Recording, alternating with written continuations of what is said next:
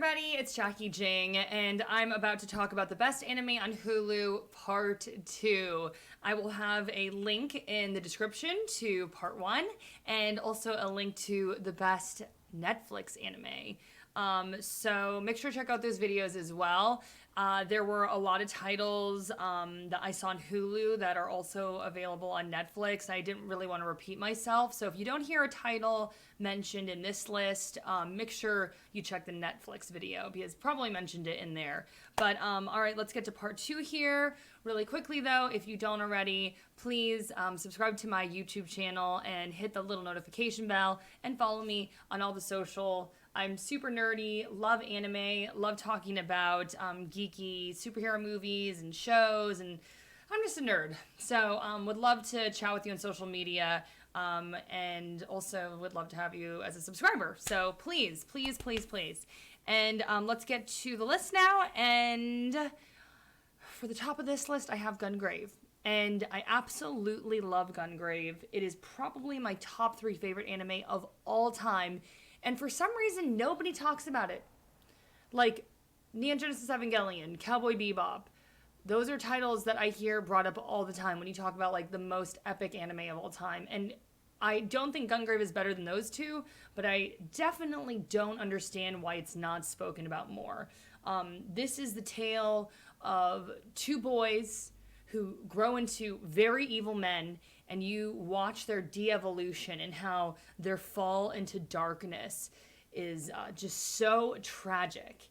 And you just see the destruction of a friendship, and one of the best betrayals seen in anime or cinematically of all time. And if that doesn't sell you on Gungrave, I don't know what's going to. Oh yeah, they're zombies. Oh yeah, it's a mafia story. Oh yeah, there are demons in it. Oh yeah, there's like crazy experimentation. Oh yeah, there's crazy weaponry. Oh yeah, there's a dude who is like really awesome with a samurai sword and a dude who is like great with guns. I mean, like, I don't know what else an anime can provide. So we're starting off the list hot here, folks. Gungrave, man. Don't sleep on it. Don't know why everybody else is. It's in my top 3. Okay, next one is Gurren Lagann. This is a Studio Trigger anime. I'm sure you've heard of Kill la Kill. What up? What up? I'm wearing the shirt. So same studio. So I think if you've seen Kill la Kill, then that should explain a lot for you already. Gurren Lagann is really unique. I don't feel like, and I feel like Studio Trigger does this a lot. Their stories are really unique, and I haven't quite seen anything like any of the projects that they produce. But this one's really interesting because it's about this community, or basically humanity is forced underground, and it's about this boy drilling his way to the top. I think that might be like the motto of the anime, actually. And he has some great friends. Kamina is probably one of my biggest anime crushes. He is just fire, fire, fire. Love him. And yeah, it is a struggle for this little kid. And you really are like, how is this kid gonna do this? I think that was why I was so hooked on this anime, because I was like, you against this? No, not happening. So I think it's a great tale, and hopefully you'd like to check it out too. Haikyuu! Oh my god, okay, so I'm a volleyball player. Everybody was like, watch Haikyuu, watch Haikyuu. Why haven't you watched Haikyuu? You play volleyball 5 times a week. You live in Los Angeles and live literally like 5 minutes away from the beach. Of all people, you should watch Haikyuu. And I just kept on resisting. And then I watched Haikyuu, and I was like, oh my god, why haven't I been watching Haikyuu? This is amazing. This is perfect for me. I live 5 minutes from the beach, blah, blah, blah, whatever. You get it. Yeah, it's perfection. I typically don't like anime that doesn't involve tons of action and like heart-pounding moments and some like intense storytelling. That's all here with IQ. And I think I got nervous because I was like, ooh, a sports anime. Ooh, I don't know, man. Because, you know, with me, it's like usually mecha weaponry and like just dark stuff happening. But this has some really heavy, poignant life lessons in it, and the volleyball matches are intense. I was on the edge of my seat. I couldn't stop watching. I found myself relating to the antagonist, and then there were so many different characters on the team that I was like, oh my god, I love all of you, and I just want to hug all of you, and I feel like I'm on the team with you guys. So Haikyuu is really a beautiful one, and I hope you don't get kind of pushed away because it's volleyball, because it's actually really great storytelling, awesome characters. So that's another goodie. Hellsing, oh my god, Hellsing, I haven't seen you in so long. I saw this on the list, and I was like, in their library, and I was like, I gotta put Hellsing on there. Oh, what fun animation. It's just like dark and moody and gritty. And this anime is just so gory. And Hellsing is just so like charismatic and attractive. And he's like in this all red outfit. And he's just like, just suave, yet like really scary at the same time.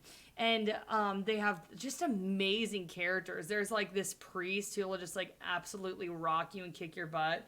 And then there's like this female protagonist who, though she's like a little bit like ditzy at times, like I really enjoyed her as well. And they're just like this crazy dynamic with this like team of heroes. And then also it's just like scary. The antagonists are scary. Vampires, demons, monsters, gory, great animation. Hellsing, man. You need to do that. I can't read my handwriting. What does this say? Oh, Outlaw Star. Oh, my heart. Outlaw Star. Okay. Outlaw Star is one of the greats, like Gungrave, that I feel like people don't talk about. Like, we do hear chat about Neon Genesis Evangelion and Cowboy Bebop, and I feel like Gungrave and Outlaw Star were created around the same time, and so maybe got, like, kind of left in their shadows. Outlaw Star is kind of similar to Cowboy Bebop in ways. It's very like Western sci-fi, but the protagonist is fiery. He's not like cool and composed like Spike Spiegel is, which kind of makes me relate to him a little bit more. And they have like this little family dynamic, which you kind of see in Cowboy Bebop as well. So now that I'm thinking about it, I think it just really got overshadowed by Cowboy Bebop. But I, in ways, loved that protagonist and that little family dynamic even more. So I think it's one that, it's like Code Geass Death Note, super similar, but different enough. I mean, I think Outlaw Star and Cowboy Bebop, kind of similar, but different enough. If you like sci-fi westerns with action, this one's gonna get you. It's good writing. It's a beautiful story. Can I say beautiful story one more time? All right. Okay. Oh, The Promised Neverland. Man, you want to have a heart attack every episode? Sign up. Sign up. Seriously, you're gonna like every episode ends and you're like, what? And then you're like, okay, there's no way they're gonna like do that again. Like they can't top that. They can't top that. Got a heart attack right again. Again, I don't want to spoil too much here, but this is a story about orphans, and things get real messy. Real messy. And that's all I'm gonna say about that one. Because, I mean, I think that I sold that with my animation there. Sailor Moon, oh, fighting evil by moonlight, winning love by daylight, never running from a real fight. Okay, God, this one. Sailor Moon is one of those anime, it's like Dragon Ball Super and One Piece and Naruto and stuff like that, where you are, sometimes I don't know how good they would all be if we didn't have nostalgia tied to them, right? Like, I love Dragon Ball. Hello. And, you know, Bleach, all these really long ones. But I watched it as a kid, and it has my heart, and it always will. And, you know, I'm rewatching Sailor Moon right now on Hulu, and some of it is just so bad, but some of it is so good. So, if I almost want to put for Sailor Moon like nostalgia, like if you like Yu-Gi-Oh, if you like Naruto, or if you like Dragon Ball, whatever, like you got to make some love and room for those nostalgic ones. And for me, I put Sailor Moon on my list, but Hulu has a lot of those like great classic anime that way too much filler. Some of the arcs not great, but your heart is with that anime. You know what I mean? Oh, God, Samurai Champloo. Oh, my God. Jin, Mugen. I had such big crushes on both of you. You're both beautiful and amazing in your own ways. This is Shinichiro Watanabe, same creator as Cowboy Bebop. Many people will argue with you that it is better than Cowboy Bebop. In my opinion, it's not, because the female protagonist is kind of meh, but the two male protagonists, whew, oh my god, do they give Spike Spiegel a run for his money? Yes, they truly do. And then also it's in the Shogun era, so it's like beautiful and samurai swords. And then Shinichiro Watanabe is such a genius. He's like, let's make rap and hip hop music to this. And so it's got just the best visuals. It's got an amazing soundtrack, and then two really great characters. Like that finale, I can vividly see it in my mind. And that's when you know when an anime like sticks with you, when you close your eyes and you can like remember a specific scene, because it was engraved in your heart, right? So Samurai Champloo, man, I like did not realize how much I love Samurai Champloo until I started talking about it. Okay, we got Trigun on the list here. Okay, Trigun is, I feel like, again, it got lost in that mix again. It's there with Gungrave and Outlaw Star. It just got lost in the mix. Cowboy Bebop and Neon Genesis Evangelion, how dare you? I have both of those wall scrolls up right there, so I love those as well. But yeah, Trigun is a really good tale. Really funny protagonist. It's a lot lighter than Gungrave. Same team as Gungrave. So you'll see like some similarities there in animation. And extremely good storytelling as well. The protagonist is just lovable. To be honest, like all I can think about is the protagonist and his red outfit, and just how funny he was, and how like even though he's like the Sailor Moon, like he's kind of like stupid, but he does like all these great things and is so dearly lovable. And then he had a great sidekick who had like a giant cross. He literally like carried a cross. Like, you know how we talk about people carrying a cross? He carried a cross, which is like a giant weapon.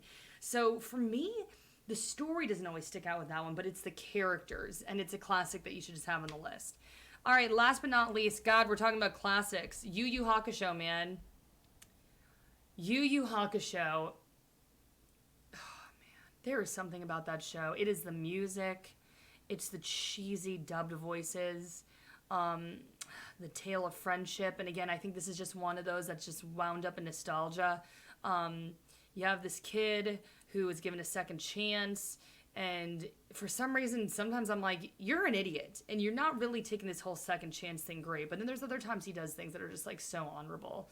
And it's a little old school. There's like times where I'm like, whoa, this is old school. And I don't know if this is translating as well as it did back then. So, but it's, again, one of those classics that should be on there. Okay, we are at 12 minutes. I did pretty well. I'm getting faster at these. I'm liking it. I do have some honorable mentions on here. I put Fire Force, Darker Than Black, Claymore, Black Cat, and ones that I wanted to mention, but I think I mentioned on Netflix or should have mentioned on Netflix, were Full Metal Alchemist, Kill la Kill, Ouran High School, One Punch Man, JoJo's, Hunter x Hunter. These are like more classic titles. So like those are like honorable mentions, but what I'm telling you are like the must-sees, man. Must-sees. The only like ones out of the honorable mentions that I would consider throwing into that must-see list, Claymore, I just love those bitches. Those are some bad bees right there, man. Bad bees. But they never finished the anime, so it gets left at a cliffhanger, and we never know what happens. Sucks. So that's the only reason why I didn't put that one in the must-see. And then Darker Than Black and Black Cat were both like really fun ones. I remember really enjoying watching them, but just never felt like watching them again. And never really felt like recommending them to people strongly. So like I remember them I saw them on the list and I was like, ooh, good ones, but not must-sees. So anyway, I guess that's my list. Again, don't forget to check out part 1, my best anime on Netflix list as well. I'll leave the links for those in the description. And then please subscribe to my YouTube channel. Love talking about anime. Love talking about nerdy stuff. Follow me on all the different platforms. I got a Patreon. You can do $1 a month. If you want to do more, great. Or you don't have to do it at all. I'm like, just like, help me. You know, do you, man, do you. I appreciate the conversation. So if you want to just talk, Discord is great, or any of these social medias too. So, yay, appreciate you guys. Bye.